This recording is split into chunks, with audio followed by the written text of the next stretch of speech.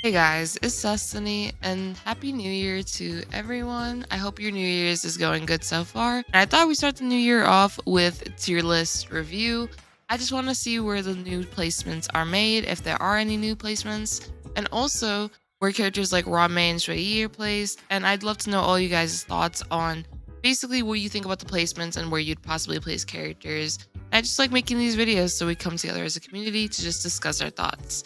If you do enjoy videos like these, make sure to subscribe and leave a like. And without further ado, let's get straight into it. For our first tier list, we're going to be on Pride Win. I usually check out Pride Win since I just like seeing where they place characters, honestly. And this will be based on Memory of Chaos, but you guys do have your Golden Gears suggestions, like the path plus the characters. I'd love to know that too, because Golden Gears has been kicking my butt. So I'd love to know. But here we're going to start off with the tier list for MOC. We're going to start off with a single target, and as you see, Ruan Mei is new, and so is Xueyi. So I thought I'd give my thoughts on those two in particular first, which starting with Ruan Mei, he is in the S plus for every category, which I think is very fair. He's an incredible character in Memory of Chaos and also any other mode from what I've played so far. When it comes to the simulated universe modes, she's really strong due to the fact that when you do her technique, she just kind of destroys the enemy because of her being in simulated universe and her additional perk to her technique with how many blessings you do acquire simulated universe. So I'm a huge fan of her there, especially, and I think it's really funny seeing like the battle start and she just destroys the enemy's entire health bar, so you only have 2 health bars left. That's definitely possible with her, so she does make simulated universe a bit easier. Plus, with all the buffs she gets from the res penetration, from the damage increases, the weakness breaking efficiency, and all of that good stuff, she's an awesome pickup for sure. I've been playing her now for over a week at this point, and I can honestly say she's a really great character, and she is pretty universal when it comes to team comps, especially. I have placed her now on multiple team comps, and I found success with practically all of them, so I think she's honestly just a great character because of that fact. But now when we look at Xueyi, as we see, Xueyi doesn't seem to be looking as hot in comparison. She is A tier for single target blast, and then for AoE, she is B tier. So I can kind of see it maybe for AoE, and AoE is considered 4 to 5 targets. Xueyi's main thing is to hit a target in the middle and adjacents. What I will say about her though is I feel like she's a pretty complicated character because of the fact that from what I have seen, hybrid build seems to be one of the ways to go with building her. And with hybrid build, you do have to focus on her break effect. You have to focus on her crit rate, her crit damage, her speed. There are a lot of things you need to focus on. You are building a character like Xueyi. So she is a little tougher to build, but I do think when you do get her with Eidolons especially, which this is her E6 ranking, I feel like she's a really, really strong character with or without Eidolons, but of course Eidolons make her even stronger. And I've seen some pretty good showcase videos of Xueyi so far, and she seems really strong. I have played a little bit with her myself. I do think she's pretty strong. She is just a bit of a complicated character at the end of the day. And if you guys don't think she's complicated at all, I would love to know that. Like, what are you guys building on Xueyi? Because I think it'll help everyone out to get a general idea of like, this is how you should build her. Here's the crits and the break effect. But from what I know so far, hybrid build just seems the best way to go. I think she could potentially be an S rank for the blast section, in my opinion, because of the fact that she does hit the main target and then adjacents. Or she could possibly, if there was ever an A rank, like an A plus rank, that'd be pretty nice to put her in there. I think she belongs there as well. But that's how I'm currently feeling about Xueyi. I'm like 50-50 on her. And then for the rest of the characters, they haven't really moved too much, but I will say I do think Sampo is definitely worthy of being an A rank at this point, especially in our current Memory of Chaos. I think he deserves it. He's really good on floor 12, especially. I have done a Kafka and Sampo showcase recently, actually, and they're really, really good together. I actually prefer Sampo more than I prefer Gunaifen or Luca, and that's just my personal preference. I just prefer Sampo.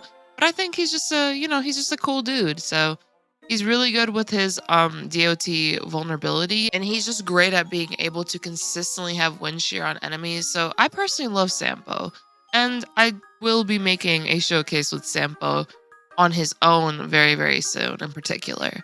I think Sushong for a single target could honestly be A rank at this point when it comes to just using her skill and using her ultimate and using her skill again.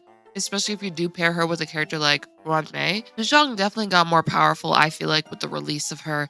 Just, I think the Memory of Chaos right now is really tailored to weakness breaking. And then everyone else, for the most part, is in okay spots, I feel like. For the Blast, most of them are the same as well. I think Jingyun can either be an A rank or S rank, especially with characters like Topaz and Ruan Mei. I actually did a Topaz, Jingyun, and Ruan Mei showcase, and my Jingyun wasn't even fully invested, but he was popping really high numbers, and I do appreciate that as well. I feel like the dual DPS comps are definitely making more of an appearance now because of how effectively you guys can run them. And I feel like that's, if we were to look at it from a meta standpoint, I feel like that's where the meta is starting to go, is that it's starting to go in a sense of dual DPS and hyper carry are both super viable and both can clear a lot of the content in the game. Of course, dual DPS was possible before this, but it got even stronger now with a character like Ruan Mei because of the fact that she can consistently give team-wide buffs, and it's not buffs that are only catered to one of your DPS characters, but rather the entire team. And of course, the buffs she gives are super beneficial for massively increasing damage output. So I personally think it's awesome. Like, I love using Topaz, I love using Jingyun, and even Himiko. Himiko has definitely gotten stronger in my opinion too because of the fact, and Himiko works great with her follow-up set and just dealing a bunch of follow-up attacks on enemies. And I feel like with Blast, she could potentially be in like an A rank, but at least with AoE, she's A rank, so I will take that personally.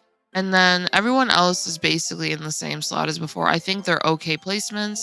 For AoE, here we have Argenti, Clara, Jingliu. This is fine. S tier, we have our characters here. And then we have all of them here. I do think Kafka could be a tier up. Like, maybe that's a hot take, but I feel like Kafka definitely got better this patch because of Ruan Mei as well. And I think when Black Swan comes out, Kafka's going to get even better. But that's just my personal take. I always saw like a lot of potential in Kafka just because of how her playstyle is. Blade could also potentially be higher up, in my opinion, because I think Blade is still an awesome character, a really good damage dealer, and he has really good forms of his own sustain. So I think these tierings are still pretty okay for the most part. I would feel like Xueyi maybe could have just stayed in A throughout the board though. But I think it's fine because I do think that when it comes to single target and blast with 3 targets, she definitely excels the most. But I really want to know where you guys would honestly place Xueyi because I'm not really too sure myself. Potentially S, potentially A's, maybe even higher. I'd love to just know your experiences with her. And real quick, let's check out this other tier list from Genshin Lab.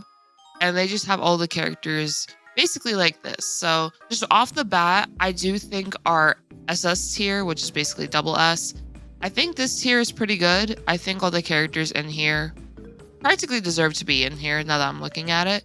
But I think this is good.